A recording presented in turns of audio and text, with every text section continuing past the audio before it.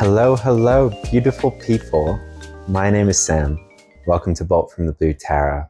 I'm a tarot reader, an intuitive, and all-around great guy, is what I'm being told to say. So I have a selection that I'll be reading from this evening for you all. I've got 3 books, 2 decks. It's going to be a party. We're going to start with a book here. I'm just going to intuitively flick through and stop where I'm told to stop, and we'll see what we get from some book divination.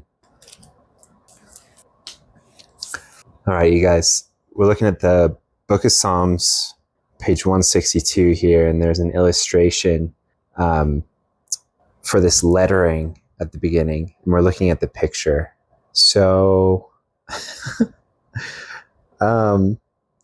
it's not great. It's people fighting. Medieval looking folks fighting. In the first one, it looks like hand-to-hand combat, pulling at each other's clothes. And in the second part, the lower part of this big letter H, one of the guys is hitting the other with a big stick, a staff, perhaps. So these 2 depictions of fighting, one more egregiously violent than the other, are split between different halves of this capital letter H, one above so and one below. So what I'm getting is as above, so below, like an as within, so without message. I think this is something about if you go into an interpersonal interaction expecting conflict, you will sort of bring the energy of conflict.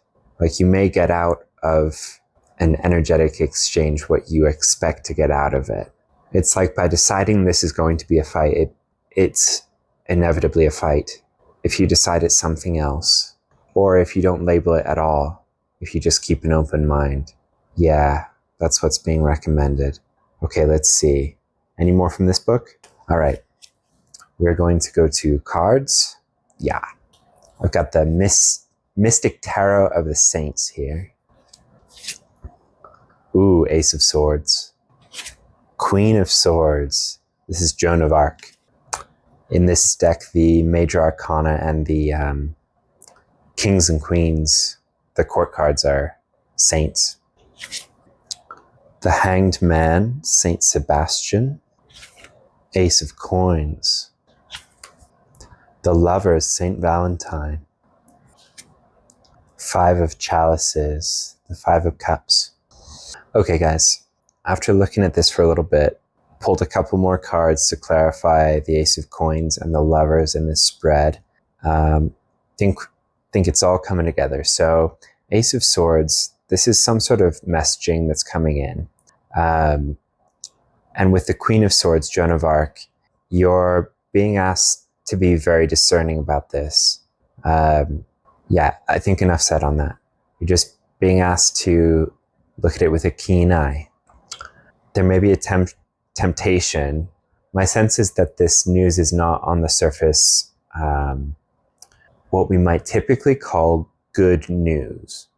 So with the Hanged Man, this particular Hanged Man is tied to a tree in the winter, and he's pierced by an arrow, and he's not wearing much clothing at all. So my sense is it would be easy in his position to to see himself as a victim with Saint Sebastian here. But the encouragement is not to reside in that mentality, however tempting it may be, however frustrating this news may be, or however hemmed in you may feel.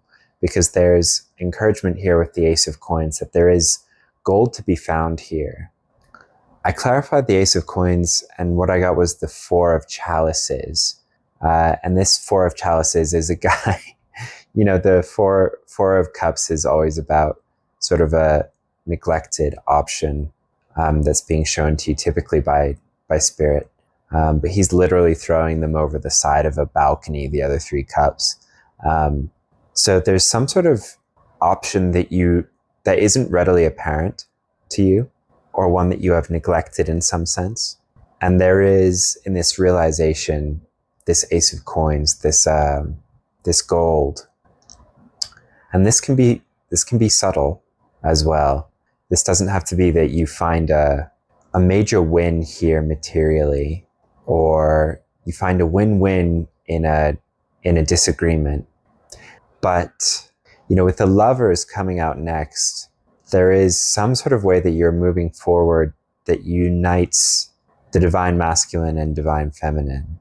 There's some way in which you are going about what I'm perceiving as a challenge, possibly an interpersonal challenge, obstacle, brought up by this piece of news.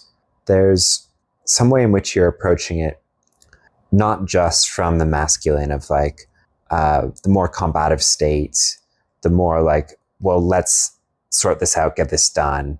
And not just from the feminine of oh, well, overly receptive, doormat. And how do you balance these? So this was clarified by the Two of Swords. And in this particular Two of Swords, in the Smith-Waite, she's blindfolded with the swords in front of her face. But in this version, she's facing away from our perspective. She's at a forking path in the woods, and she has 5 different directions to choose from in front of her. And her swords are extended at the ready. And she's just discerning which way to go. But my sense here is the way forward in combining the masculine and feminine is a very intuitive one. And my sense also is that this is what is being brought in that maybe has not been in the past. Where in the past you may have heard discernment in terms of the Queen of Swords and said oh, well, I have to be very logical. Or I have to be all air energy about this. I have to cut through the BS with my thinking. Although she's holding these 2 swords, she's paused at this crossroads as though, there may be many different ways to go, and they may look sort of equally promising or equally obscured. And the swords alone will not get her to her destination. There's a knowing that she can discern her way with the swords. She can cut through the BS no matter which path she chooses. But the intuition will help her choose the path forward. And then with this 5 of chalices, 5 of cups, there's a man standing at a riverbank with 1 cup, and the other 4 are in the river. And there's a sense from him of damn it, there go my other cups. There's a sense of a loss here. And I think what you're being asked to do, this Lover's card has a Hierophant figure in the background. I'm just I feel like you're being asked to take an L, take a loss here, or the path that you ultimately choose will include a loss for you. I'm getting that this may be a material loss as well. It may be just have to bite the bullet a little bit and know that you just have to take a little bit of a loss, it sounds like. But to know that if this is what is being recommended, right? The die has been cast in a certain sense. You've crossed the Rubicon. This is the best case scenario. And to remember that, you are being divinely guided to take this loss. So know that you will be divinely guided. Just know that it is for your highest good. Let us say that. Okay. Sorry, guys. This sucks. Let me just throw that in there. Human to human, this is never fun. I hear you. I get you. I have been here myself and will be again. I just feel like it's money related. This is just living in a world with money. Occasionally we have to take these L's.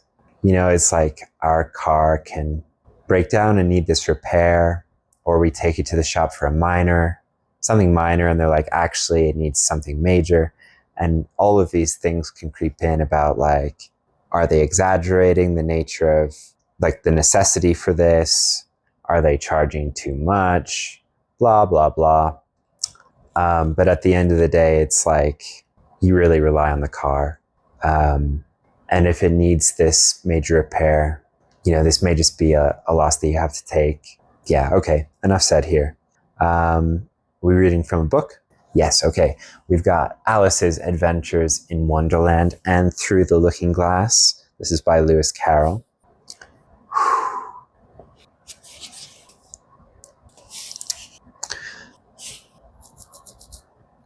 Okay, reading from the very beginning here. The way Alice's Adventures in Wonderland came into being is curious, an accident as entrancing as the book itself. On a golden afternoon in 1862, a shy Oxford don with the cumbersome name of Charles Lutwidge Dodgson, Lewis Carroll's real name, took the 3 little daughters of his college dean on a boat trip on the River Isis. With them was another Oxford don, Robinson Duckworth. He is, of course, the duck in the story. Together they rowed along the river and had tea by a haystack on the bank at Godstow. And as they moved along languidly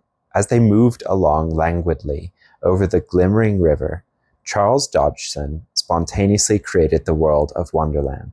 We like to think that he invented the story to amuse the young girls, but more likely he told the tale in order to keep them quiet, to stop them from squabbling, to hold their attention, or to interrupt a flow of their irrelevant questions, or perhaps even to keep them from rocking the boat and annoying him. Okay, guys, so my sense is there may be this interpersonal conflict and that you're asked to move through intuitively. And I'm picking that up with the spontaneous nature of this story. So there's something like, in this interpersonal conflict, to keep it from escalating, there's something you will do spontaneously. And it may even be a tale that you tell. It may even be a little bit of a fib on your part. It may be fabricated. But I'm not getting that it's a lie that would hurt anyone. I'm getting a softness, like a gentleness. It's like a something that reminds someone of the human aspect here. Maybe that they are dealing with another human being, and they aren't strictly dealing with money or figures. The other parts that are standing out to me, there's the aspect of inventing the story, and then there's to hold their attention or to interrupt a flow of their irrelevant questions. So it may be that whoever you're dealing with interpersonally, they have a plan going into this, or like a specific script that they want to stick to, that they want to keep it to logistics. Like maybe they feel like they have this very hard-nosed, logical case built against you, or they're going to try to pepper you with questions. And there's just something you'll do, some human story that you'll tell. It's like you're bringing in the feminine into this. And it's going to be intuitive, is my sense, and spontaneous. And it will make it less mechanical in the way that can lead to conflict and more human. Okay, we should move past this for now. So that's it from this book, right? More from this book? Okay, tell me when. Going towards the end. Okay, so this is Alice speaking to a cat. Do you know what tomorrow is, Kitty? Alice began. You'd have guessed if you'd been up in the window with me. Only Dinah was making you tidy so you couldn't. I was watching the boys getting in sticks for the bonfire, and it wants plenty of sticks, Kitty. Only it got so cold and it snowed so they had to leave off. Never mind, we'll go and see the bonfire tomorrow. Here Alice wound 2 or 3 turns of the worsted round the kitten's neck, just to see how it would look. This led to a scramble in which the ball rolled down upon the floor, and yards of it got unwound again. Yeah, I think this is partially emphasizing what I was saying about the bringing in the feminine here. Like all the boys are gathering sticks. When I think of like young boys and sticks, I just think of like sword fighting. But in this case, they're gathering them to build a fire. It's like the masculine wants to sort of add fuel to this flame, or by relying on the logistical planning, strategizing side of you, you would be fanning this flame or adding fuel to it in this interpersonal conflict. But the snow is what put off the boys, like that moisture, the water, the emotion. Yeah, that water element. And there's a softness to what Alice is doing with the cat. It's like whatever you do that's spontaneous is also sort of maybe cute and disarming. It's hard to be, this is why it has to be spontaneous, right? If we plan something cute and disarming, it would rarely be so. It would seem very contrived, right? So my sense is this is something natural that just sort of bubbles up inside of you. And you say it, or you take this approach, and the whole thing just sort of, what does it say? The ball rolled down upon the floor, and yards of it got unwound again. It's something about this cute, disarming, spontaneous, more emotion-driven approach. And I mean soft emotion, that sort of unwinds all of the tenseness, the tension from this. My sense this is what leads to this Ace of Coins for you, this Ace of Pentacles. It leads to the unseen option. My sense is this really isn't something you can plan, but for this kind of tete-a-tete, you would have seen it that way in the past, but maybe you haven't approached something like this before, or you've never indulged this aspect of yourself in this context before, and it's going to go really well. I'm getting a little bit of a pump the brakes there guy. You might not perceive it going really well, but it will lead towards the best outcome. Yeah, the best outcome. And guys, let me just say, even if this is about taking a loss, so it's not going to lead to some big win. But what it might do is, like the win that comes out of this could just be that in a situation where you would have acted from your lower self in the past, you actually, by bringing in the divine feminine, you actually are able to hear the voice of your highest self more clearly. And yes, you take this loss, but you do not also betray your character or become undignified in a way that, just perpetuates more nastiness interpersonally between people. There's some sense in which you retain, I'm just being brought to this image of Joan of Arc holding the sword, and she's very poised and dignified and full of faith and love. She's just a shining beacon. And this is a way that you move through this with your light undimmed as your best self. Okay, anything from the cards? Did we cover it?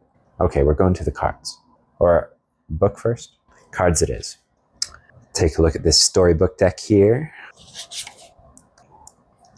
Qui-Gon, Obi-Wan, and Jar Jar in the bongo in the Naboo planet core.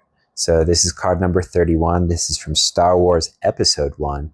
There's a reminder here that if you've seen this scene, they're in this kind of submarine type vehicle, 2 Jedi and Jar Jar Binks, and Jar Jar's freaking out, and the Jedi are staying very calm. But there's a reminder here that there's always a bigger fish. This comes through because their submarine is chomped by this gigantic fish, and then this even bigger sea creature eats the creature that was eating them, so it releases their vehicle. And Qui-Gon says there's always a bigger fish. So my sense here is like, you may come out of this interpersonal situation like, damn, I took this really unfair loss. Like, it may be that the other side played a little bit dirty. It may be that, and it may be that they were also lying, right? I can't say, nothing in this reading points that out. It could be different for everybody. But there could be a real sense on your end that like, damn, I got done dirty. And there's a reminder here that, the bigger fish here can be God, right? It can be spirit. It can be karma. There's a sense here that you don't have to worry about the justice in this situation. If you're like, this was so unfair or so unjust, or you feel like the universe really wasn't playing fair in this instance, or wasn't playing ball, or like there could be a temptation to say like just to get down about humanity in general, right? But remember that sometimes we have to deal with crummy people. There's always a bigger fish, and when you are close to God, you don't have to worry about dispensing this kind of interpersonal human justice. Like it's always, this will be done energetically. If this person has done you dirty, it's likely that they've done others dirty. Like I'm just being told to say like they're on a list. Like don't worry about it. They'll be duly taken care of by the divine. So don't sweat that.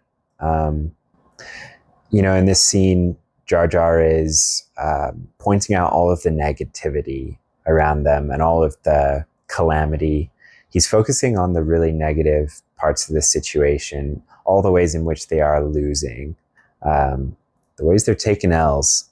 Jar Jar is not he's not wrong, but his observations and his mental state are also not useful, and they are not, they do not take into account the larger picture, right? They don't take into account the bigger fish. So just remember that this reading is encouraging you not to slip into that victim mentality that Jar Jar has as these things are happening, because the divine needs your energy to keep rolling, because they're bringing you into better than this. So yeah, don't let this sink you. Don't take on any unnecessary water in your submarine because of this. Stay strong, stay faithful, stay loving, even if the other party isn't. They are betraying their higher selves, right? But you have the choice of whether or not to do that. And it's not even like, it's just your, my feeling is it's just your nature. Like you'll spontaneously make this more loving of an interaction just by being you, authentically you. Yeah. Any more cards? One more book? We covered it. Anything else from here? Okay, great. That is your advice, guys. Good luck with this. You truly don't need it. You might not come out of this situation unscathed, but you will come out of it smelling like roses. And just know that like the way spirit sees money is just like, like they can get you more money. Money comes and money goes, but your character, the energy that you put out into the world, that is what's most important in this situation. Not, look, we all fall from our sometimes very lofty expectations of ourselves from time to time. So don't feel like this is some big rigorous test. The encouragement here is just like, you're golden. Don't worry about it. Take the L. Don't let it get you down. And don't get dragged into any nastiness. Stay true to yourself and all will be well. And listen to your intuition, because it will guide you properly. Listen to your softer side, the one that navigates situations more by way of feeling through them than thinking or planning. That's something else we can do when we're close to spirit, close to source. We can navigate a lot more via the feeling space, and it sometimes leads us to outcomes that we couldn't have arrived at via planning or strategizing. The ones that are for the highest good of all, even if everyone is not acting from their highest self.